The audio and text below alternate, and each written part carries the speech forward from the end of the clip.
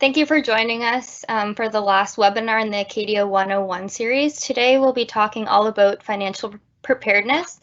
So a few housekeeping items before we begin. Videos will be posted within 48 hours of completion, and all of the other webinars we have done so far over the past few months are also located on our Future Students webpage, so you can check those out if you didn't have a chance to attend those. Microsoft Live has a 20 to 30-second delay, so keep that in mind when you are posting questions, and we have someone on the back end who will be making those questions public.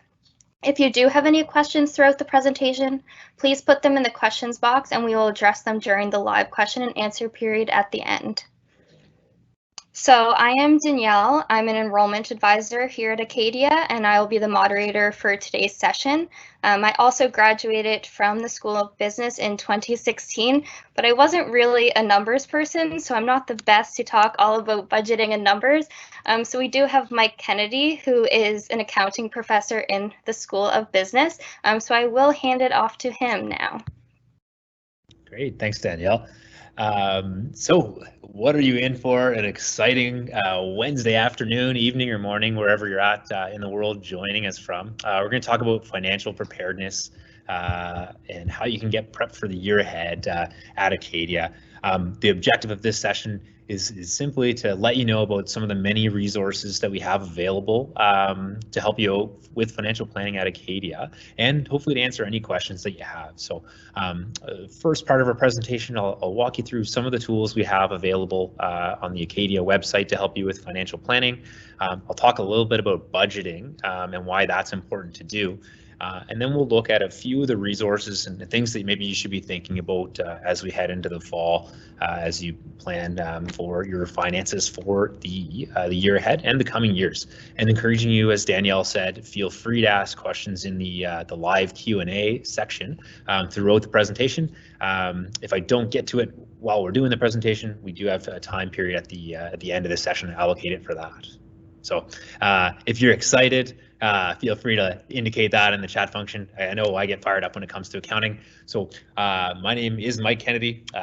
Folks call me Mike, folks call me Prof K. I've been teaching in the business school at Acadia for about 5 years, and I graduated from Acadia back in 2005, which makes me very old.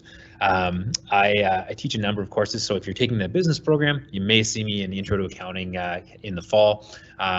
My favorite things to budget for are bike trips. Got a big trip from tip to tip in Nova Scotia planned for the end of the summer before the school year starts, and I always set aside money for coffee. And if you're interested in following my adventures, I'm on Instagram at Mike from East to West. So that's a little bit about me. I'm a chartered professional accountant, and I've worked in the accounting industry for about the last 15 years. So I'll ask maybe a little live quiz here. What does the word arithmophobia mean? Fire your answers in the live chat Q&A if you're following along at home here.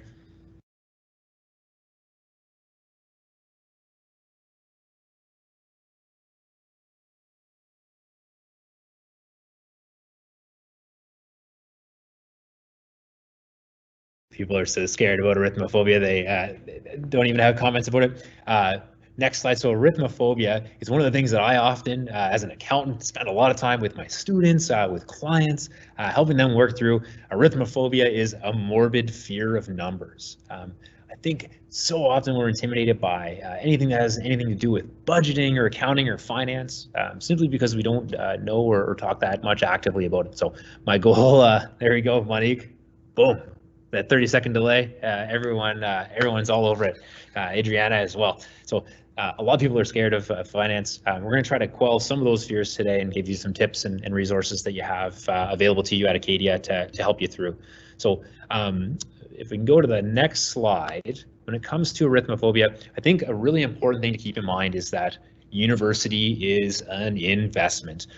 This is going to be one of the biggest financial decisions that you'll be making likely in your life, and treating it as an investment. It's just an important way to look at it. On average, those who attend university and graduate from university earn significantly more over the course of their career than their peers who only graduated from high school or only graduate from college. And particularly for women, the women who go on to complete a university degree out-earn their peers by a significant amount, and the same case is in place for men as well. So when we're thinking about what we have to save up and invest in university, may seem painful on the surface, but over the long term has a huge positive impact on our lives. So our solution at Acadia to arithmophobia is that we have a number of great resources on our website. Spend a little bit of time talking about that up front. So if you just go to scholarships.acadiau.ca, you're going to find what is basically a one-stop shop for a lot of the things that you'll need to help you plan for university. And I'll walk through a few of those sections to help you along. But if there's one takeaway from today's session, head on over to scholarships.acadiau.ca and do some playing around and exploring there. And there's lots of great resources available to you. Okay. One thing that I'll dive into specifically what we call the budget calculator. So if you're on scholarships.acadiau.ca and you click on the little icon that says Money Matters, that I've got highlighted on the next slide there. So on that scholarships.acadiau.ca site, clicking in on Money Matters, and it will take you to a section that gives you some tools to help you figure out how to appropriately budget for your time at Acadia University. And specifically, we're going to be focusing on the budget calculator tool, which is a neat tool that was developed by our team at Financial Aid to help you plan for your time at Acadia and beyond. So I want to go to the next slide. Boom. So we'll click on that budget calculator icon on the scholarships.acadiau website. And then to the next slide,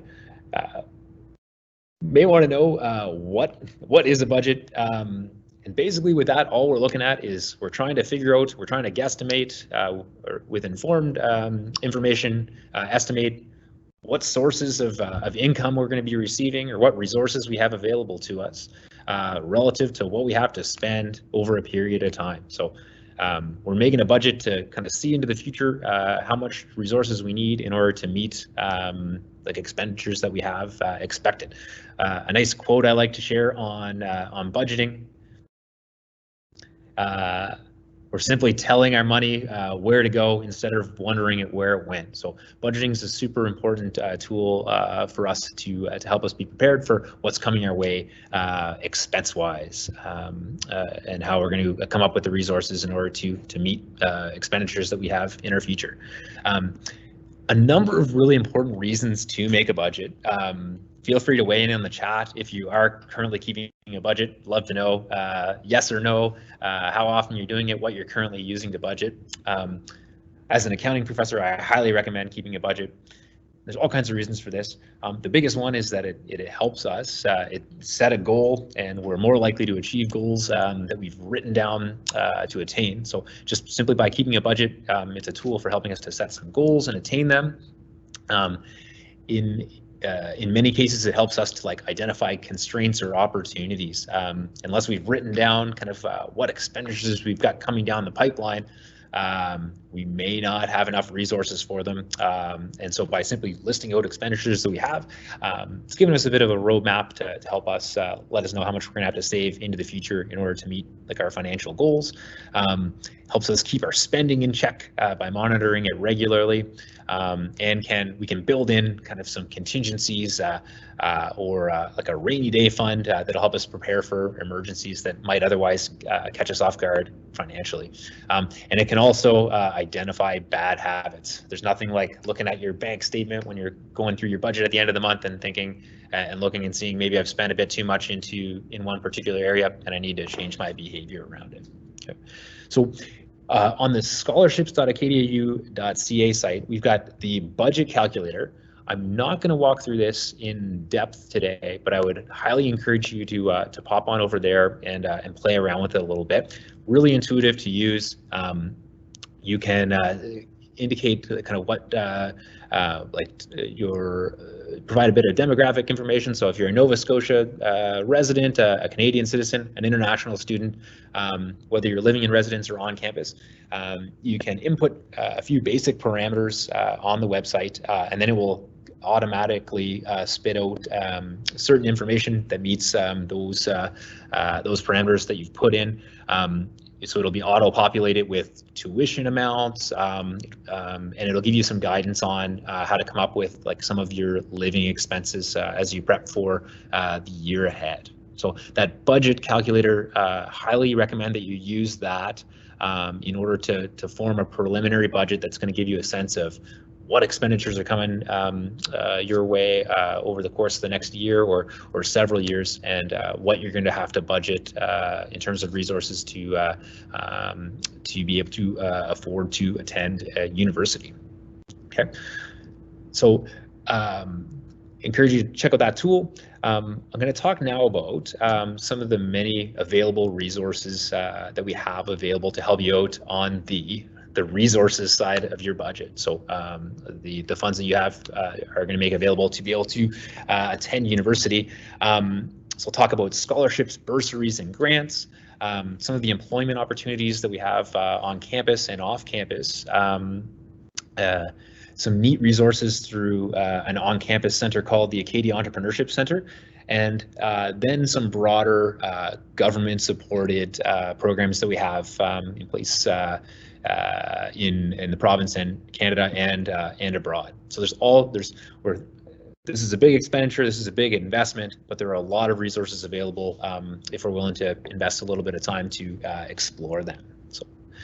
So first thing I'm going to talk about is the internal scholarships, awards, and bursaries at Acadia. So we're pleased to be providing students every year with over $4 million in scholarships and financial aid of various forms. When you apply for Acadia and when you're accepted to Acadia, you're automatically considered, as of the time of your admission application, you're automatically considered for entrance scholarships. So for internal scholarships, not a whole lot you have to do above and beyond simply applying and providing us your application process in order to be considered for entry awards. We do keep in regular touch through the financial aid office with students throughout the year. You'll get emails from financial aid whenever there are new scholarships, new bursaries, new awards that are made available. So one of the nice things about our internal scholarship program is it's essentially automated, and we'll keep you in the loop regularly throughout the year if anything new is added, but you've already been kind of considered and for any existing scholarships, awards, and bursaries that we have. Okay. So on the bursary side, there is a different process for this. So when the school year starts, we have a separate process. You'll receive an email to your Acadia email account, and you can start to fill out an application for a bursary. In order to do this, you'll need to fill out a short and intuitive application form that you can use the budget calculator to help you out with, just giving us a sense of your expenses and your resources. If you're a Canadian student, you'll also have to submit a government student loan assessment form. And so this is a pretty simple process. Early on in the year, you're going to want to keep an eye out for, and it never hurts to apply for bursaries in the event that you meet the criteria for them, which is just generally around student need. So that's something to keep an eye out for in early September when the semester starts up. Okay, and then so those are the two kind of big sources we've got at Acadia. There are a lot of external scholarships available to kind of current and returning students, and resources that are available to you through a number of key websites. We've got a list of them on our on that scholarships.acadiau website, but really encouraging you to check out wyconic.com. That's a directory with over $170 million worth of awards and bursaries, univcan.ca, and scholarshipscanada.ca. There are millions, hundreds of millions of dollars of student aid available, kind of awarding everything from academic excellence through to inclusion that often go untapped. So for these external scholarships, the Financial Aid Office can provide you guidance on how to access those. But I encourage you to spend a fair amount of time looking at these sites and applying actively for scholarships and bursaries that are out there. Often, if you want to just go to the next slide, as the great Michael Scott says, you miss 100% of the shots you don't take. Wayne Gretzky, Michael Scott. It's amazing kind of sitting on the adjudication side of a lot of these scholarships, just how few students actually apply for them. You'll often have awards of upwards of $10,000 where you're only getting 1 or 2 applications. So highly encourage you to apply for bursaries and awards kind of outside of Acadia because often the application rate is pretty low. In terms of some basic tips, feel free to connect with the Financial Aid Office at any point. If you have questions about your financial situation, scholarships, bursaries, awards, we're always there to help you out. Keep an eye on your Acadia email throughout the year regarding scholarship opportunities. We're going to send out regular updates.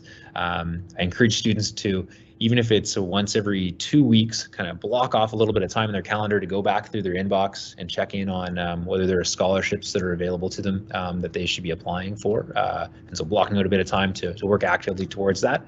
And just to apply early. And if you're uncertain if you meet all of the criteria on a scholarship that's listed, feel free to reach out to the Financial Aid Office for a bit of guidance there. Often folks are overly concerned with meeting each and every criteria that's listed on a scholarship, when often you only need to meet a few of those criteria points in order to apply. So I would encourage you to apply early and apply often, even if you're not meeting all of the criteria for a scholarship, because as I said, lots of scholarships go kind of unclaimed, or there are very few applicants. So the financial aid can help you out a little bit with your application process if that is helpful to you. Okay. So another way we can bring in resources to help us out with our budget, we've got a number of student employment opportunities on and off campus at Acadia. The first one I would encourage you to check out would be our cooperative education program, which is available in a number of faculties.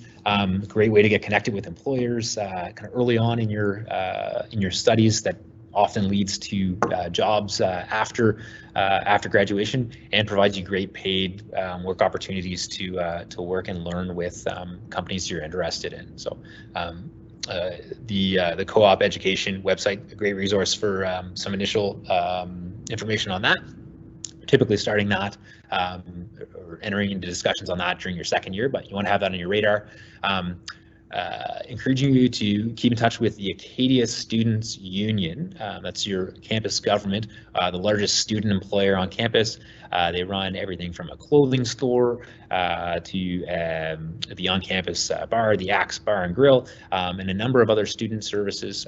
And they often have a number of student jobs that are available early in the year. So encouraging you to keep tabs on when they're hiring. There are a number of teaching assistant or TA jobs and research positions available to students in various capacities throughout the year. So lots of jobs available through that. Encouraging you to get to know your professors and the staff of the program that you're in early on in your Acadia tenure, and express interest if you are keen to kind of work on campus, like in that academic setting. The town of Wolfville itself is a thriving tourism and agriculture hub, so lots of jobs available in the community that I would encourage you to keep tabs on if you're looking to pick up a few extra bucks throughout the year. Lots of opportunities there, and also I'd encourage you to kind of put on your radar what I'd call COVID jobs, with all the uncertainty obviously around the pandemic, seeing kind of neat opportunities on everything from kind of cleaning, enforcement of like social distancing rules, through to helping local businesses like adapt their service offerings to kind of a COVID world, whether that's helping them improve how they're conducting business on the web, through to kind of supporting new aspects of their operations. COVID, for all the challenges that it's created, has opened up a number of kind of neat opportunities on the business side that you may be able to help out with to earn a few extra bucks during the year. Something you may be interested in, even if you're not a business student, and often, particularly if you're not a business student, is making your own job and starting a small business, whether that's kind of out of your residence room, or it could be kind of in partnership with some classmates. A spot on campus you might want to check out on the website first, and then in person as we're able, is the Acadia Entrepreneurship Center. We've got lots of workshops and resources that could help you tease out, if you have a business idea, how to bring that to life, to your peers, to the world. So everything from like sources of funding that could be helpful to start up a business, through to workshops on how to run a business more effectively. The Entrepreneurship Center has got you covered on a number of areas there. Okay. A few other things to consider. There are a number, particularly with COVID-19, a number of resources that have been made available through the federal government that are worth checking out. Your eligibility is going to vary kind of based on your personal circumstances. So for kind of returning students and recent graduates, there is the CESB program, Canada Emergency Student Benefit Program, that does offer a monthly stipend for eligible students. The Government of Canada website is your one-stop shop for navigating that. They've made the process pretty streamlined, so it's worth checking out whether you're eligible for that, because that could be a great source of income. Another source of income that we're still awaiting a bit of clarity on, you'll want to follow the news closely on this, is the Canada Student Service Grant, and that is funds that are being freed up for students who are doing service and work in their community to help us get collectively through coronavirus. About $900 million has been allocated to this federally, and still waiting on some details in terms of how that will be allocated. So encouraging you to kind of keep that on your radar. Again, could be a great source of potential resources for the fall, and a great way to be rewarded for giving back to your community. There have been a number of changes that have happened to the Canada Student Loans and Grants programs. Essentially, more funding being made via the grant program available that's non-repayable. So you're getting cash, and there's no requirement to pay it back. We've seen a doubling of that for lower income students, from $3,000 to $6,000 for full-time students. And the amount of student loan that you have access to, we've raised kind of the calculation, how we figure out how much student loans are available to you, from $210 a week to $350. So you'll have access to more funding from a student loan perspective. And something that's really nice is that they've waived the requirement for like a student contribution to education costs. So it's a bit easier to access loans and grants to pursue your education. With my accountant hat on, loans are intimidating. I had student loans when I was going through school. Something that's important to note, I think, right now is that we're seeing some of the lowest interest rates we've seen in recent times. So your cost of borrowing is actually is going to be lower than those experienced by your peers over the last couple of decades. So it's kind of a good time to, if you do have to take on debt, it's a good time to do it because you're not paying like a ton of interest to service it based on where interest rates are. So if there's a silver lining, that is one. With respect to if you have to take on a loan, it's going to cost you less to pay it back over time. Okay. And encouraging you to check out, again, if you are looking at a student loan or a grant, we've seen some changes to the eligible amount for students, and removal of some conditions. So as I mentioned, you are no longer required to make a contribution in order to kind of kick in funding. So encouraging you to, as you look at student loans and grants through the Government of Canada website, just make sure you're exploring all the avenues there and have considered what unique aspects of loans you might be that might make you eligible now that you may not have been eligible for previously. Okay. So getting to the home stretch here, and then happy to take a few questions. One thing that a lot of people don't factor in when they're making their budgeting decisions is taxes. And as Einstein said, the hardest thing in the world to understand is income tax. So for someone who kind of delved into the theory of relativity, if they couldn't wrap their head around the tax code, I don't blame you for getting a headache when you hear the word tax. A couple things you're going to want to consider for next year. When you're paying tuition, the amount that you're paying for tuition, you actually get a tax credit for that. That's going to reduce the amount that you have to pay in income taxes at the end of the year. You can use that, or your spouse, or a parent or a grandparent, in the event that you don't have a whole lot of income. It may be beneficial for like a close relative to claim your tuition credit on your behalf, and that'll reduce the amount of income taxes that they have to pay. So it'll take off some of that financial burden and reduce the overall amount of like out-of-pocket expenditure that you have when it comes to coming to university. Something else, so you don't have to pay tax on any scholarships, bursaries, grants, awards that you earn in Canada, which is a nice thing. So you're not taxed on them when you file your year-end tax return. So when you're making your budget, you want to kind of factor that in. You do need to claim or declare any of those items on your student loan application, but you don't get taxed or dinged on your taxes for those if you earn them. And you're able to, if you do take out a student loan, you typically don't pay interest until after you've graduated. About 6 months after you've graduated is when interest kicks in on a student loan. You're able to claim a tax credit on any student loan interest that you're paying. So you're able to generate a few extra savings there. So just something to keep on your radar, factor in. Okay. Just about done here. So a couple of budgeting tips. When you're using that budgeting calculator, I encourage you to pull out your bank statements, like log on to your bank account online and review your bank statements to determine how you are currently spending money, and use that to inform your budget as you go forward. And then when you're at school, it's a great practice to get into doing either a weekly or monthly budget. So kind of setting a budget, taking a time once a week, once a month to see how you're performing against your budget. Feel free to shoot me a note anytime. I'm happy to help you build an awesome and super geeky Excel sheet to track your expenditures. But really important to get into a practice now of budgeting and making sure that you're keeping on track with your financial plan and not overspending. It's a great time. I know cash can be tight and is tight when you're attending university. It's a great time to practice with even a small amount of saving in a tax-free savings account or an RRSP, registered retirement savings plan. Even if you're investing a tiny bit of money right now, a couple bucks a month, it's a good practice to get into.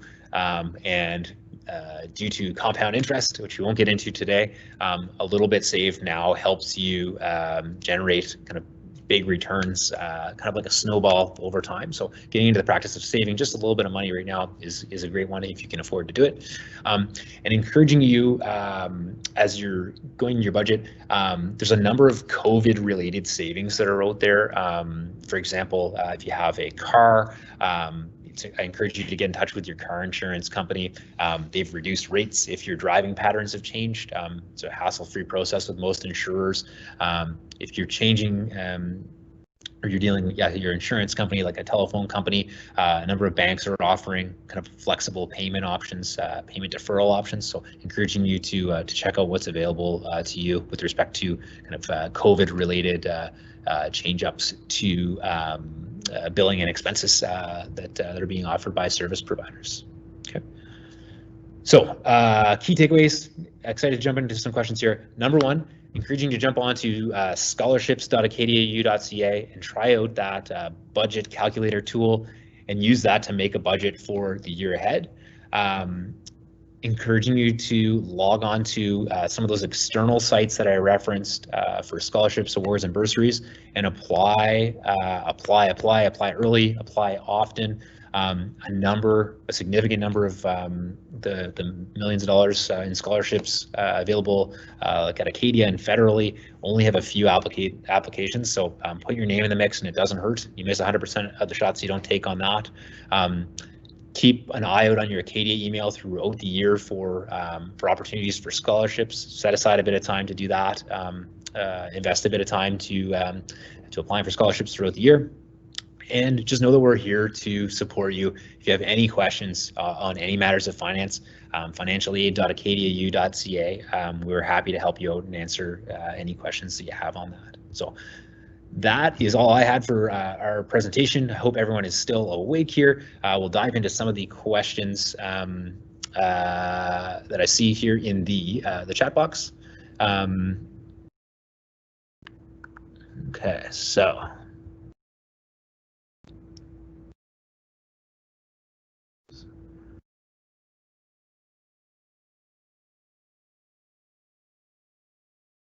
Okay, so Monique, thanks for the question there. With respect to the federal provincial student loans, if you didn't qualify for either, you'll still be able to enter into like our bursary process.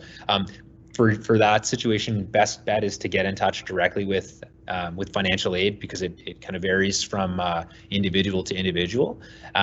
You will still be able to apply for bursaries. It's a separate process that operates like specifically through Acadia. And you would indicate that you had applied for student loans, and you would, as I mentioned earlier, kind of have to prep just a summary from the budget calculator indicating kind of your resources and what you have for expenditures, and then there's a separate process that we would consider your access to and eligibility for bursaries. So I would encourage you to get in touch with financial.aid@acadiau.ca, and then keep an eye out for email for September and get involved in that process. Okay, so anonymous, will scholarship amounts be adjusted now that grades have been finalized? Increase or decrease in amounts? For that, they're typically settled kind of like at the time of your application. So the adjudication occurs kind of early. If there are specific questions on that, again, I would reach out directly to financialaid.acadiau.ca. So will CESB be available during the school year? Mitch, great question there. I think with anything COVID related, it's evolving pretty quickly. You want to keep an eye on like what's happening at the government level federally. We are seeing a number of like employment related programs being extended to December. The intent for the CESB, as I understand it, is to kind of help with offset the cost of living for students who kind of miss out on employment opportunities as a result of COVID. So my kind of read on the tea leaves there is that it's unlikely that gets extended throughout the year. However, things are changing on a fairly regular basis with respect to government's approach to dealing with this. So I'd want to be keeping an eye out there. And the government website is updated fairly regularly on that. Anonymous, are Canada student grants available to international students? So Canada student loans typically only available to Canadian students. There are heaps of grants, of bursaries, of awards, of scholarships that are available to international students. You'd want to have a peek at like on our internal Acadia website at the grants, scholarships, and awards we have available, and look at the criteria for them. and for the external awards websites that I recommended as well, again, you'd want to have a look at specific criteria. Most of our kind of scholarships and internal awards are available to international students, unless a donor is like specifically indicated that they're allocated to a to kind of a particular sort of type of student or to very specific criteria. But most you would be eligible for. You'd want to check out the website specific for that. If you have any questions, shoot us a note, financialaid.acadiau.ca. Boom, boom, boom. Did you have a job when you were a student on campus? Yes, I had a few. I was a bouncer. I don't know if you can tell. I'm an accountant, big strong accountant. I worked as a door staff or a bouncer at the Axe Lounge while I was working. I was a teaching assistant in accounting while I was at Acadia, and then I was the vice president of finance for the student union during my final year. So highly recommend getting a job on campus. Great way to meet people, make a few bucks, and to show that you've got the ability to kind of balance work and life while you're going through your studies. So encouraging you to check out jobs on campus. Okay, great. So you see, encouraging you to check out those external links for scholarships. Yep. It's worth like spending probably a couple of hours on those. Honestly, there's hundreds of millions of dollars of awards that are available, and not many people invest the time to kind of thoroughly look at them and help and take time to prepare applications for them. So definitely worth an investment there. Mitch, absolutely. Best bet, Mitch, would be to reach out with respect to any grants, bursaries for students with disabilities, just to reach out directly to financial aid, and they can point you more directly towards those that you are available for or eligible for. Okay. Okay.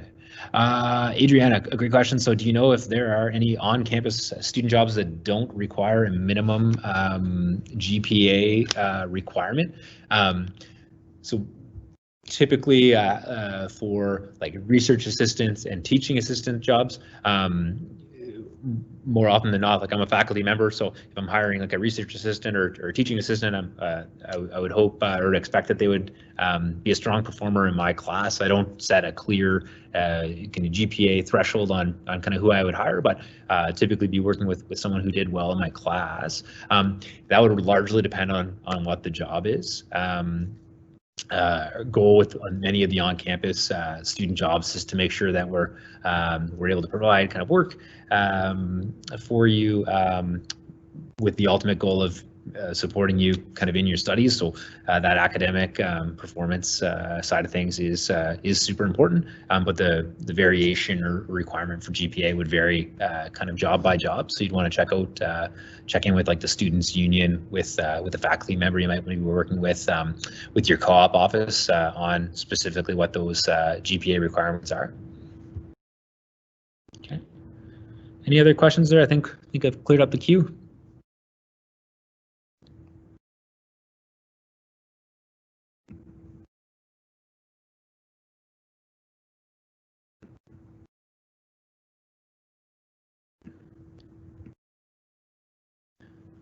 Something I would encourage you to do, kind of as you're thinking about all of this stuff, again, like spending a bit of time on that website, scholarships.acadiau.ca. Lots of great resources there. Early on in your Acadia career, particularly if you're a new student, spending a little bit of time to get to know your professors early on can be really helpful for a number of reasons. But one of them is so I teach accounting. When students kind of come and introduce themselves to me kind of early on after the first class, or even through an email before classes start, let me know a little bit about kind of what their goals are, what they're excited about, what they're scared about. By creating that personal relationship really quick, and early on, kind of in the semester, it'll help me kind of keep an eye out for maybe you're worried a little bit about finding work on campus, or you're worried about accessing scholarships. If I have that kind of on my radar, it helps me as a professor to kind of keep an ear to the ground on opportunities that are out there, and then you'd be kind of top of mind if something was to come up. So encouraging you to work with your professors and the staff team at Financial Aid to let them know kind of like what your hopes and dreams and your concerns are, and then we can help to support you like the Acadia family members that you are. Are teaching assistants paid a minimum wage, and what does a TA's schedule look like? I don't have the number off the top of my head in terms of the stipend for TAs. It is a fixed amount based on 6 hours a week. The schedules are going to vary quite wildly depending on the subject that you're working in. So for biology, you may be responsible for sitting in on a lab.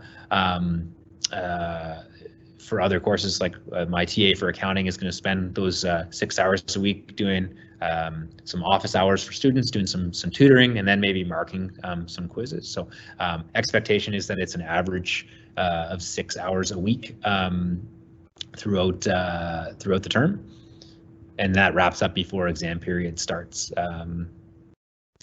So you'll have time to study for your own tests and exams. Okay, I think that wraps up the question period here. So like I said before, recording of this webinar will be posted on the Future Students page, so you can go watch this again, or if you have any friends that are attending Acadia in September that didn't have a chance to attend this webinar or any of our other ones, let them know that it will be available to view within 48 hours. If you have any general questions, you can email acadiaforyou@acadiau.ca. And if you have any scholarship-specific questions, you can reach out to financial.aid@acadiau.ca. And we also created a Facebook group. So if you just search Acadia University Class of 2024, you'll be able to join that group. So right now, students writing what residence they're in and like what program they are taking. So it's just a good way to get to know some students before you actually attend Acadia.